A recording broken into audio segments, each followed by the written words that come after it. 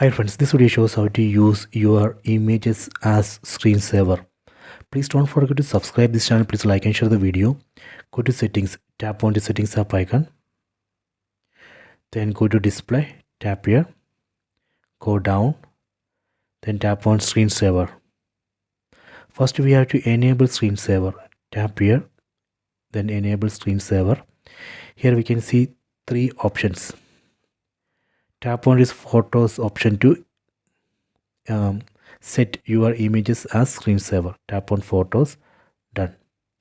Then tap on this customize button. So here you can select your camera folder as screensaver. So phone will show all photos in your camera folder in screensaver, or you can mention photos in the screenshots as screensaver, or you can say use all photos in the phone in screensaver. So this way we can set our images as screensaver.